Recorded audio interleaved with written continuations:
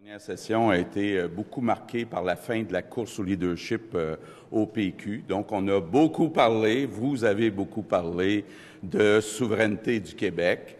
Et évidemment, ça a polarisé encore une fois le débat au Québec entre ceux qui sont pour et ceux qui sont contre la souveraineté du Québec. Ça a eu un impact, il faut le reconnaître, sur les élections partielles dans Chauveau et dans Jean Talon.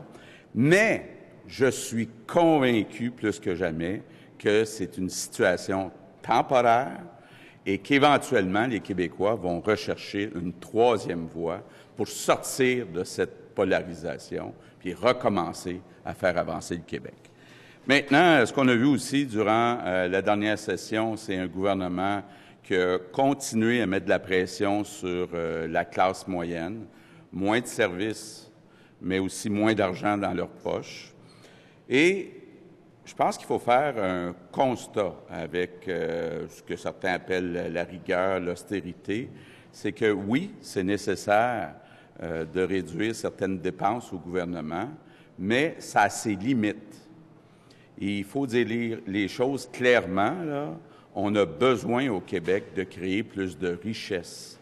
Mathématiquement, il faut faire le constat que c'est impossible à la fois de bien financer nos services publics et à la fois de réduire le fardeau fiscal de la classe moyenne. C'est mathématiquement impossible si on ne crée pas de la richesse. Et c'est là que le gouvernement a le plus de difficultés. Je l'ai répété souvent, le Québec, quand on regarde sa richesse par habitant en Amérique du Nord, le Québec est 57e sur 61 États.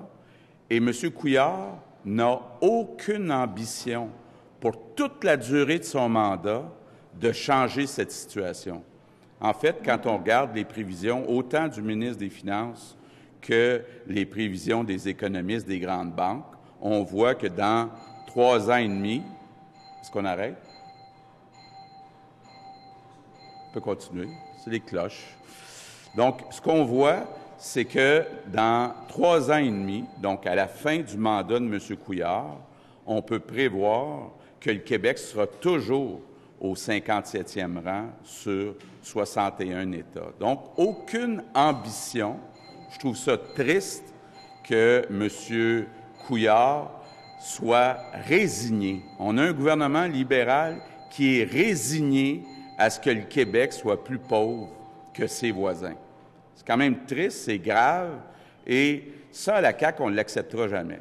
C'est mon combat, c'est pourquoi je suis en politique, parce que je suis convaincu que, ça doit être des péquistes ou des libéraux, là. Je suis convaincu que, non, je ne dirai pas la prochaine blague, je suis convaincu que le Québec est capable de faire mieux. Je suis convaincu qu'on a la créativité, la qualité des universités, des jeunes dynamiques. Je suis convaincu qu'on est capable d'être meilleur que 57e sur 61. Je suis convaincu qu'on n'est pas obligé de recevoir 9,5 milliards de péréquations par année parce qu'on est plus pauvre que le reste du Canada. Je suis convaincu qu'on est capable d'être aussi riche que nos voisins. Mais pour ça, ça prend de l'ambition, puis le gouvernement libéral en a pas, et actuellement profite de la polarisation pour ne pas avoir à avoir un plan pour sortir de la cave du classement. La CAQ a fait des propositions concrètes pour créer de la richesse.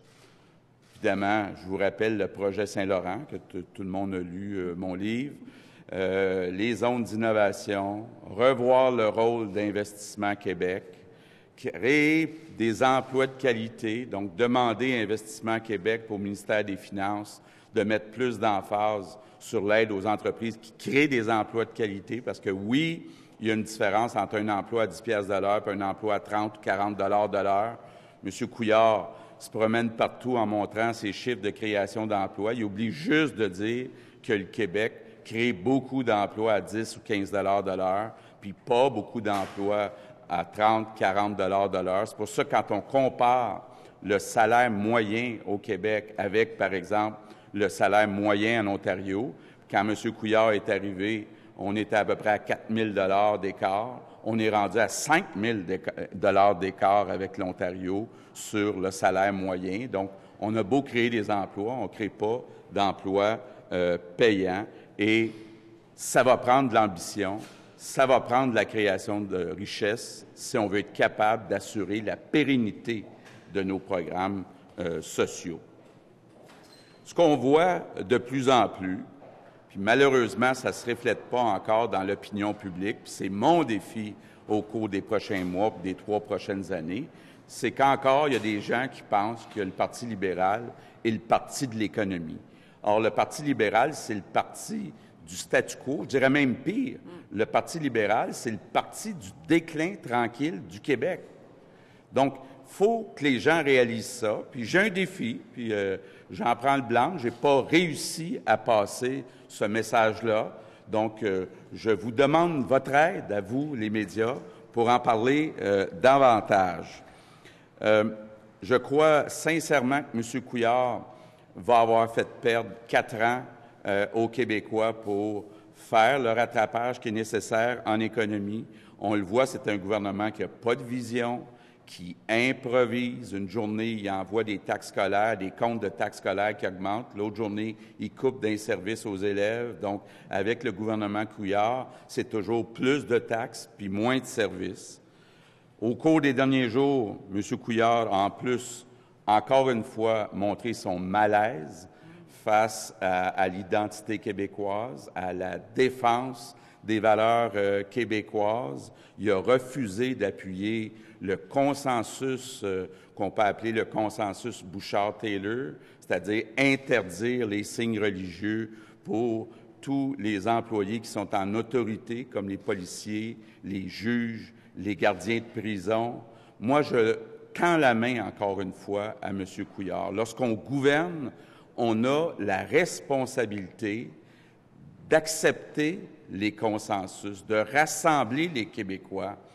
M. Couillard ne peut pas imposer à ses députés, parce que je suis convaincu qu'il y a plusieurs de ses députés qui sont d'accord avec le consensus Bouchard-Taylor. Je ne peux pas croire que M. Couillard va continuer d'imposer sa vision personnelle plutôt que de mettre en place ce que l'ensemble des Québécois souhaitent, c'est-à-dire interdire les signes religieux aux personnes qui sont en autorité. Donc, je termine en vous disant qu'il ne faut pas se leurrer. On est encore dans la polarisation sur la question nationale. Il faut sortir de l'impasse parce que ce sont les 2 vieux partis qui nous ont emmenés dans la situation actuelle.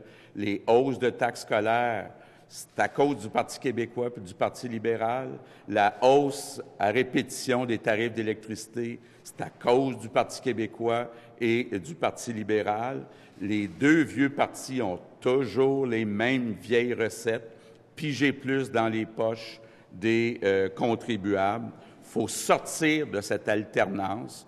Il faut vraiment adopter une 3e voie et il ne faut pas se résigner devant ce qu'on vit, là, c'est-à-dire le déclin tranquille du Québec. Donc, les Québécois se retrouvent devant un choix, puis un choix qui est de plus en plus clair. Hein. Il n'y a plus d'ambiguïté avec l'arrivée de Pierre-Carl Péladeau. Le Parti québécois est là pour faire l'indépendance du Québec, pour faire un référendum. Pendant ce temps-là, on a des défis économiques qui sont immenses et il faut être capable de faire face à la musique puis choisir nos priorités. Je termine en disant que je suis très fier de l'équipe que j'ai à la CAQ. On a une équipe de députés qui gagnent à être connus. Évidemment que ça dépend des sujets, ça dépend de l'actualité, ça dépend des dossiers. Mais on a vu dans cette session certains députés se démarquer. J'en nomme quelques-uns.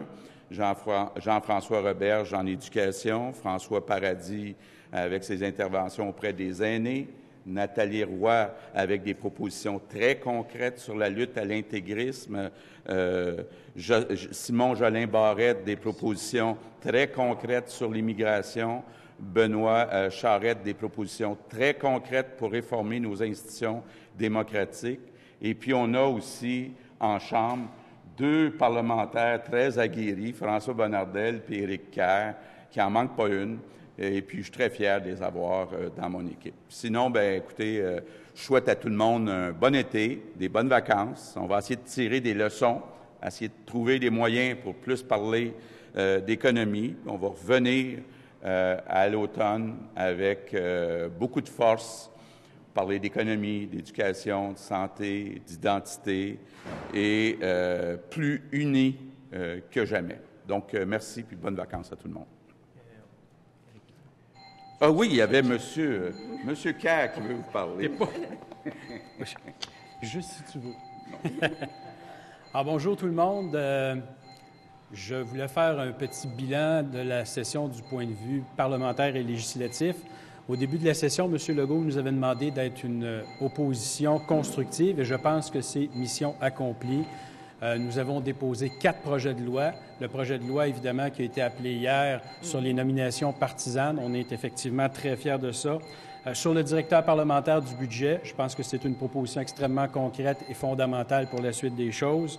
Les conditions de travail des députés, on l'a vu avec les primes de départ qui ont été encaissées par des députés qui ont démissionné. On voudrait mettre fin à ça, donc on a déposé un projet de loi dans ce sens-là. Et finalement, projet de loi sur la protection du contribuable pour éviter les augmentations de taxes et de tarifs dont les Québécois ont été les victimes dans la dernière année du gouvernement libéral. On voulait aussi être une opposition farouche par rapport à un gouvernement qui est hautement critiquable et je pense que là aussi, c'est mission accomplie. Je pense au travail qui a été fait notamment sur le scandale des bains là, de contrebande, si on peut appeler ça comme ça, qui est François Paradis qui a mis ça au jour. Donc, il y a encore un excellent travail. Je pense évidemment à cette mauvaise décision qui avait été d'annuler l'entente avec la clinique Rockland MD.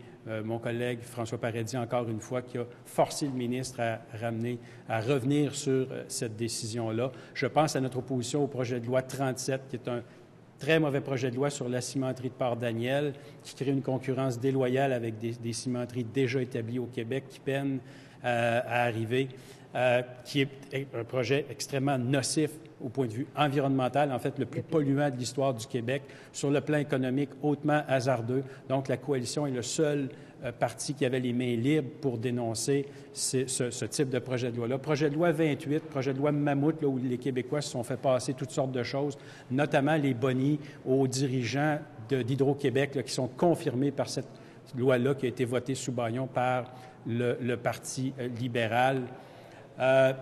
On a aussi été une opposition, je pense, extrêmement vigilante sur plusieurs sujets. Et au final, ce qui était important pour nous, c'est d'offrir, je pense, la vision d'un gouvernement de la CAQ dans notre travail d'opposition. On avait en fait, M. Legault nous avait donné le mandat, de dénoncer, mais aussi d'arriver avec des propositions constructives.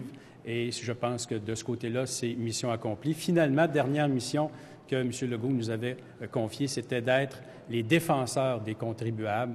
Je pense que là aussi, c'est mission accomplie.